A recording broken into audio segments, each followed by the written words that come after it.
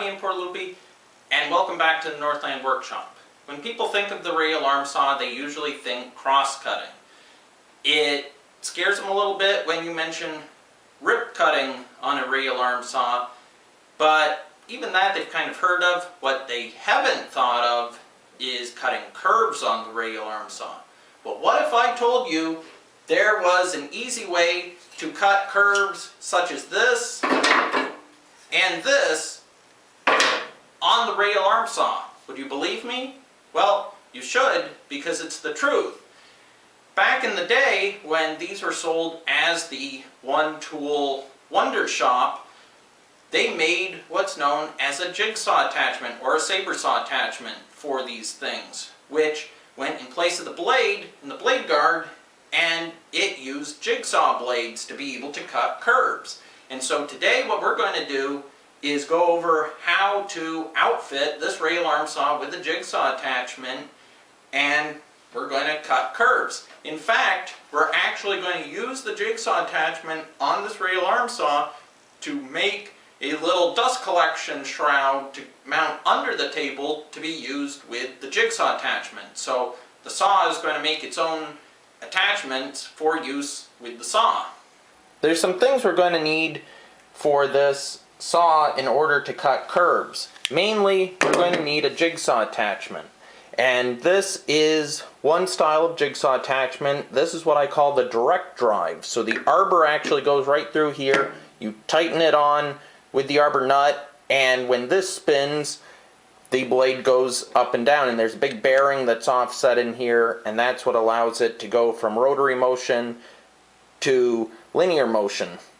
There's another older style of jigsaw attachment with a very big sheet metal housing up here, and it uses a round rubber belt. It looks like a round rubber belt out of an old style vacuum cleaner that goes over a little pulley that you attach on the arbor of the saw up to a bigger pulley, and that's what drives it. So if you got one with a really big housing up there, there's supposed to be a belt and a little pulley that's separate that goes on the arbor, or there's this direct drive style. Either one will work as long as it's made to fit your saw. Along with the jigsaw attachment, you're going to need blades for this thing, and this is probably the trickiest part of this whole operation. Now, I happen to have a packet of authentic DeWalt blades for a jigsaw attachment like this. And what you will notice is they look an awful lot like the old plain shank style jigsaw blades, but if you look really closely at them and it focuses, you will see the teeth cut down. Normal jigsaw blades, like this more modern T-shank blade, are all designed to have it cut on the pull stroke, because usually the base of the jigsaw is up here and you want it to try and pull the workpiece up against the jigsaw. Well, that's not going to work for this, because it would be lifting it off the table each time it tries to cut on the upstroke. You need one that cuts on the downstroke. Now, there is one type of blade that you can still get that cuts on the downstroke, and that's made for cutting sink openings into Formica countertops. The issue with it is they're fairly expensive, and they're limited for the geometries, the teeth you can get. Unlike modern upcut blades that you can get all sorts of different teeth configurations for it. So, what do? Well, I decided to try something, and it turned out it works really well. I took one of these common everyday T-shank blades that cut on the pull stroke, and I ground off 3/4 of an inch worth of teeth at the bottom of it. It used to be like this, with the teeth cutting in that direction. Ground that smooth so it fits in the jigsaw attachment, like so, and the little set screw tightens it up, no problem. And now the teeth cut on the downstroke. And the T-shank's just along for the ride. It sticks under the table, so it doesn't really matter that that thing's hanging down there. And we get the same length of cut as the original DeWalt downcut blades. So if you can't find blades that cut on the downstroke, just grind off the teeth on the bottom of a generic upcut blade and flip it upside down. So that's the blade we're going to be using today, is this modified one. I've taken the blade and the blade collars off because they both need to be out of here in order to put the jigsaw attachment on. And you'll notice on this one that there are a couple dowel pins right here, and there's a couple holes in the end of the motor housing. The other thing is it has these little fins on it, and they're going to lock into the groove on the motor housing that normally has the blade guard in it. So if I just put this on and I turn these so they fit in the groove just like that, as long as I have it mounted in the holes, all I have to do is tighten these things down, and the jigsaw attachment is attached. Now if I turn the arbor, you can see the blade's not going up and down. I do have to put the nut back on. And I'll go ahead and tighten that like normal. Now when I first attached the jigsaw attachment to the radial arm saw, I noticed that the blade was way off at an angle. And I know the saw motor itself is 90 degrees to the table, so I knew the issue was with the blade. But that wasn't a big deal because there are two set screws that clamp the blade in the part that goes up and down, and by adjusting the set screws I was able to walk it back into 90 degrees. So if the blade isn't 90 degrees to the table, but you know the saw motor is, all you got to do is just fiddle with those two set screws and it'll tip the blade one way or the other. Now that it's at 90 degrees, we can go ahead and figure out where we want to drill the hole in the table, because we need this blade to be able to pass down through the table on the downstroke.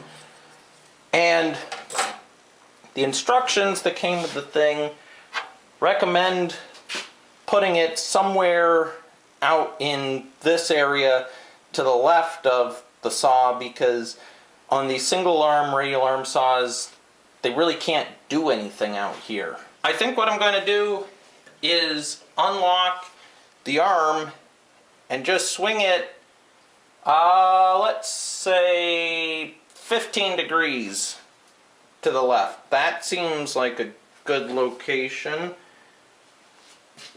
And I'll go ahead and lock it in place. What I don't want to have happen is I don't want the hole to end up right above the metal framework under this. But I think if I put it right there, that should be good.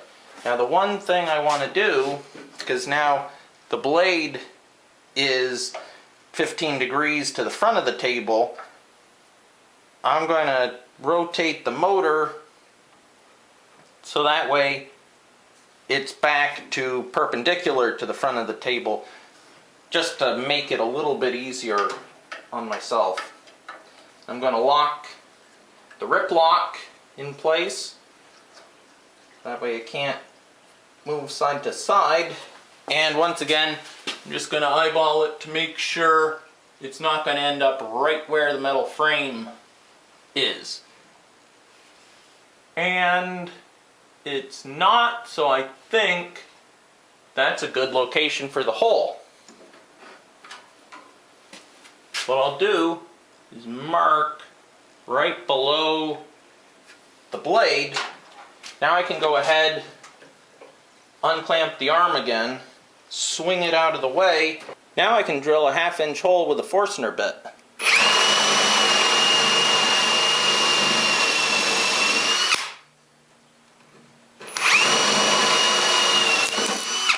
We're almost almost ready to start cutting with this thing, and you'll notice I removed the fence and the back table boards because the fence would just get in the way of the cut, and I really don't need the table boards back there for this operation.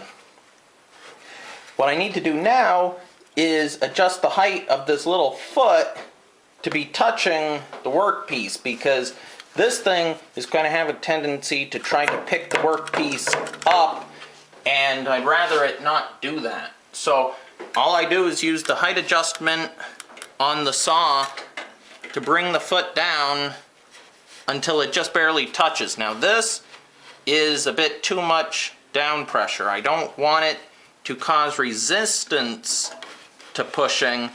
I just want it to be touching.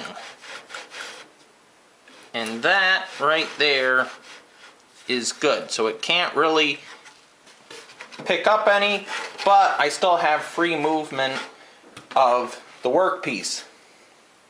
Now I want to try cutting a curve. And this is a fairly wide jigsaw blade, so I'm going to go with a fairly gentle curve for this first attempt.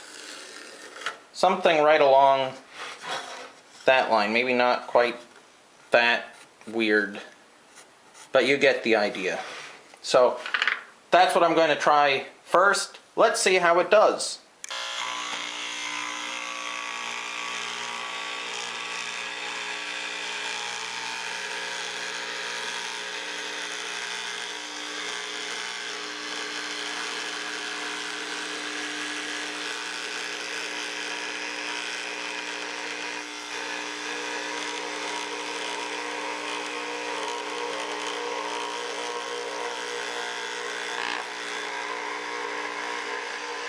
I would say that cut really well. It cut the line much better than I could draw the line, that's for sure. If there's one issue with the jigsaw attachment, it's that it pushes all the sawdust down, which means it piles up down here on my shaper guard and on my miter saw.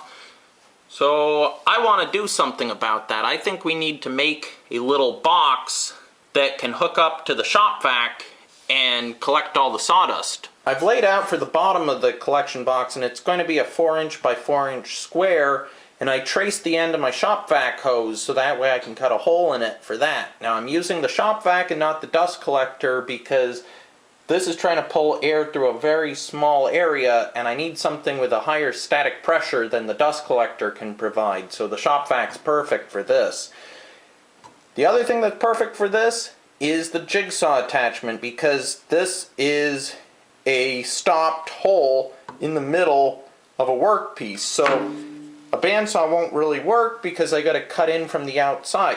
Now I could use the scroll saw, but this is not a scroll saw video. This is a jigsaw attachment on the radial arm saw video. What I do need to do is drill a hole so I can lower the blade down into it.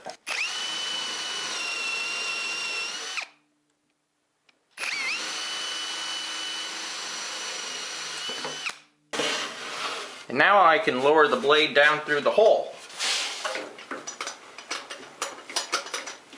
I'm ready to cut, but one thing I need to think about is this is a fairly tight radius curve right here, and I'm not exactly sure that blade can do it.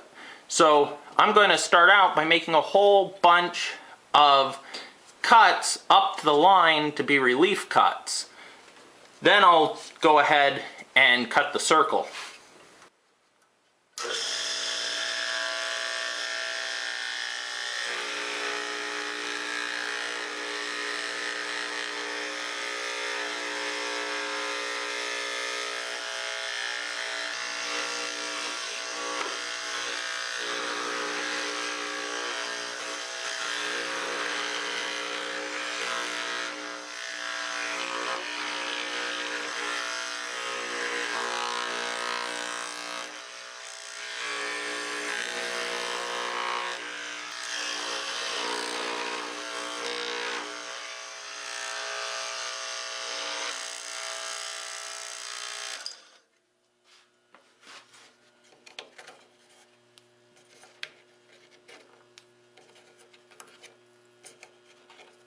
With the bulk of the waste removed, I can go ahead and cut to the line.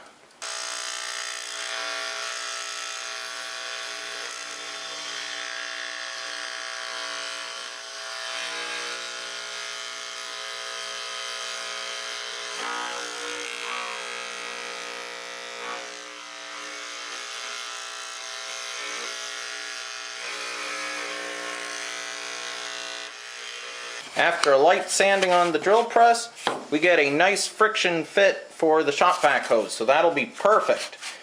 Now we can go ahead, take the jigsaw attachment off the saw, put the regular saw blade back on, and we can make all the straight cuts to make this little box, and then attach it underneath.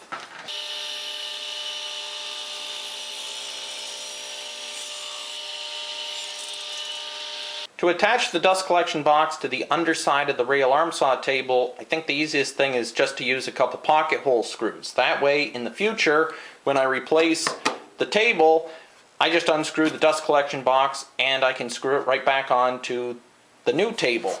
And to do the drilling of the pocket holes, I have the latest addition to my ever-growing pocket hole jig collection.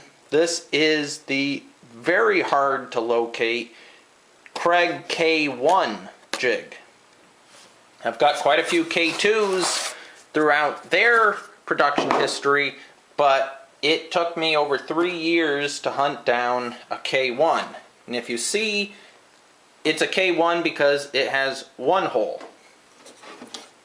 Other than that, it works just like any other pocket hole jig. You clamp the board in, and you have the special bit to drill a stepped hole.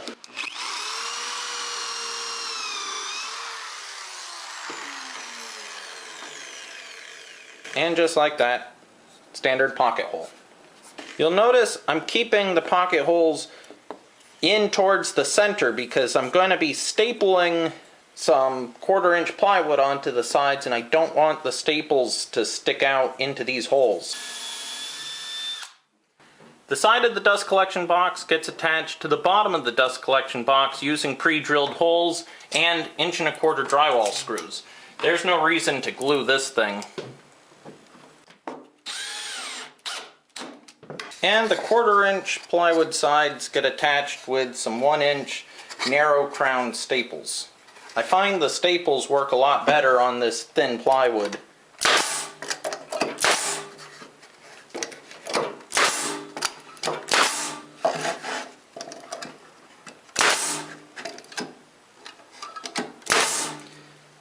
The thing to remember here is I don't want to staple right where the hole is, because then I'll have the end of the staple sticking out. There, now we can go ahead and attach the box. Now I can go ahead, put the box in place, and hold it with pocket hole screws. I've got the shop vac hooked up and I'm about to try the jigsaw attachment for the first time with dust collection. And I'm curious to see if this helps with the amount of sawdust that gets dragged back up on top of the cut. Because just like a regular jigsaw, I found myself having to blow the sawdust off the cut line. I don't know how much it'll help because it's pulling the sawdust from below the table, but we'll see. Here we go.